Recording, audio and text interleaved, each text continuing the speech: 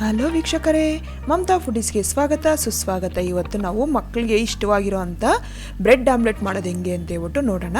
ಇದು healthy recipe, ತುಂಬ ಟೇಸ್ಟಿಯಾಗಿರುತ್ತೆ ಮತ್ತು ಬೇಗ ಆಗುತ್ತೆ. ಸಾಯಂಕಾಲ ಆಗಲಿ ಬ್ರೇಕ್ಫಾಸ್ಟ್ಗಾಗಲಿ ತುಂಬ ಚೆನ್ನಾಗಿರುತ್ತೆ. ಬನ್ನಿ ಹೆಂಗೆ ಮಾಡೋದು ಅಂತ ಹೇಳ್ಬಿಟ್ಟು ನೋಡೋಣ. ಇದು ಫಸ್ಟು ನನ್ನ ಚಾನಲ್ ನೀವು ಫಸ್ಟ್ ಟೈಮ್ ನೋಡೋದಾದರೆ ಪ್ಲೀಸ್ ಸಬ್ಸ್ಕ್ರೈಬ್ ಮಾಡಿ, ಪಕ್ಕದಲ್ಲಿರೋ ಬೆಲ್ ಬಟನ್ ಪ್ರೆಸ್ ಮಾಡಿ.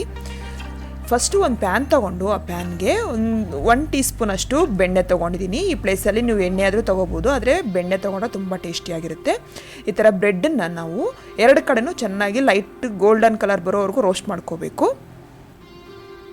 ಈ ಥರ ನೋಡಿ, ಈ ಥರ ಎಲ್ಲ ರೋಸ್ಟ್ ಮಾಡ್ಕೋಬೇಕು ನೀಟಾಗಿ. ಲೋ ಫ್ಲೇಮಲ್ಲಿ ಇಟ್ಕೊಂಡು ರೋಸ್ಟ್ ಮಾಡಿಕೊಂಡ್ರೆ ಚೆನ್ನಾಗಿ ಕ್ರಿಸ್ಪಿಯಾಗಿ ಬರುತ್ತೆ.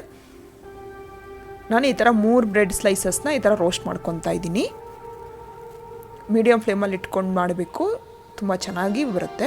ಈಗ ಇದನ್ನೆಲ್ಲ ಈ ಥರ ನೋಡಿ ಲೈಟ್ ಗೋಲ್ಡನ್ ಕಲರ್ ಬರೋವರೆಗೂ ಫ್ರೈ ಮಾಡ್ಕೊತಾ ಇದ್ದೀನಿ. ನಾನು ಈ ಥರ ಒಂದು ಪ್ಲೇಟಲ್ಲಿ ತೊಗೊಂಡು ಒಂದು ಸೈಡ್ಗೆ ಇಟ್ಕೊತಾ ಇದ್ದೀನಿ. ನೋಡಿ ಈ ಥರ ಲೈಟಾಗಿ.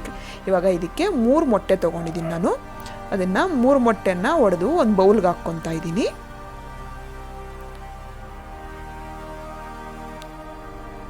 ನೀವು ಕ್ವಾಂಟಿಟಿ ನೋಡಿಕೊಂಡು ಹಾಕ್ಕೋಬೋದು. ನಾನು ಇವಾಗ 3 ಮೊಟ್ಟೆಗೆ ಆಗುವಷ್ಟು ಮೆಜರ್ಮೆಂಟಲ್ಲಿ ಹೇಳ್ತಾ ಇದ್ದೀನಿ. ಇದನ್ನು ಚೆನ್ನಾಗಿ ಬೀಟ್ ಮಾಡ್ಕೋಬೇಕು. ಎಷ್ಟು ಚೆನ್ನಾಗಿ ಬೀಟ್ ಮಾಡ್ಕೊತೀವಿ ಅಂತ ಹೇಳ್ಬಿಟ್ಟು ಅದ್ರ ಮೇಲೆ ಡಿಪೆಂಡ್ ಆಗುತ್ತೆ ಆಮ್ಲೆಟ್ ಎಷ್ಟು ಚೆನ್ನಾಗಿ ಬರುತ್ತೆ ಅಂತ ಹೇಳ್ಬಿಟ್ಟು. ಅದು ವೈಟು ಮತ್ತು ಎಲ್ಲೋ ಎರಡು ಚೆನ್ನಾಗಿ ಮಿಕ್ಸ್ ಆಗೋ ಥರ ನಾವು ಮಿಕ್ಸ್ ಮಾಡ್ಕೋಬೇಕು. ಅದನ್ನು ನೋಡಿ ಈ ಥರ ಎಳೆ ಎಳಾಗಿ ಏನು ಬರ್ದಿರ ಈ ಥರ ಇರಬೇಕು. ನೀರಾಗಿದ್ದರೆ ಅದು ಚೆನ್ನಾಗಿ ಮಿಕ್ಸ್ ಆಗಿದೆ ಅಂತ ಹೇಳ್ಬಿಟ್ಟು. ಈಗ ಇದಕ್ಕೆ ಚಿಕ್ಕ ಚಿಕ್ಕದಾಗಿ ಕಟ್ ಮಾಡಿರೋ ಅಂಥ ಈರುಳ್ಳಿನ ನಾನು 1 ಟೇಬಲ್ ಸ್ಪೂನ್ ಅಷ್ಟು ಹಾಕ್ತಾಯಿದ್ದೀನಿ.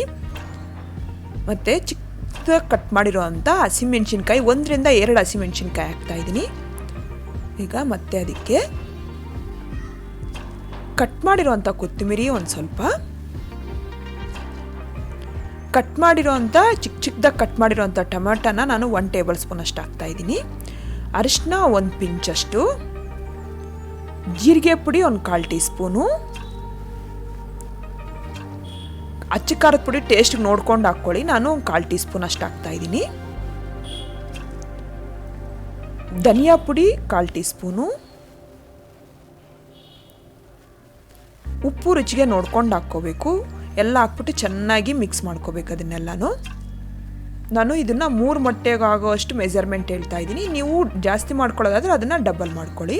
ಈಗ ಮತ್ತೆ ಅದೇ ಪ್ಯಾನ್ಗೆ ಸ್ವಲ್ಪ ಬೆಣ್ಣೆ ಹಾಕ್ಬಿಟ್ಟು ಬೆಣ್ಣೆನ ತಾವಾಗೆಲ್ಲ ಚೆನ್ನಾಗಿ ಸ್ಪ್ರೆಡ್ ಮಾಡಿಕೊಂಡು ನಾವು ಎಗ್ ಮಿಕ್ಸ್ ಮಾಡ್ಕೊಂಡಿದ್ದೀವಲ್ವ, ಮೊಟ್ಟೆ ಮಿಕ್ಸು, ಅದನ್ನೆಲ್ಲ ತಾವ ಫುಲ್ ಈ ಥರ ಸ್ಪ್ರೆಡ್ ಮಾಡ್ಕೋಬೇಕು.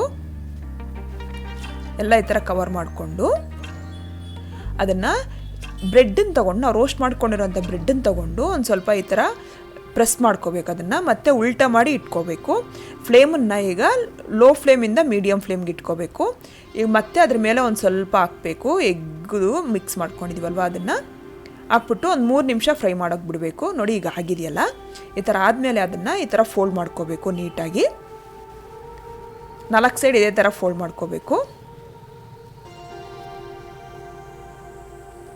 ಫೋಲ್ಡ್ ಮಾಡಿಕೊಂಡು ಮತ್ತೆ ಫ್ಲಿಪ್ ಮಾಡಿಕೊಂಡು ಮತ್ತೆ ಒಂದು 3 ನಿಮಿಷ ಅದೇ ಲೋ ಫ್ಲೇಮಲ್ಲೇ ಫ್ರೈ ಮಾಡ್ಕೋಬೇಕು. ಈಗ ಅದನ್ನು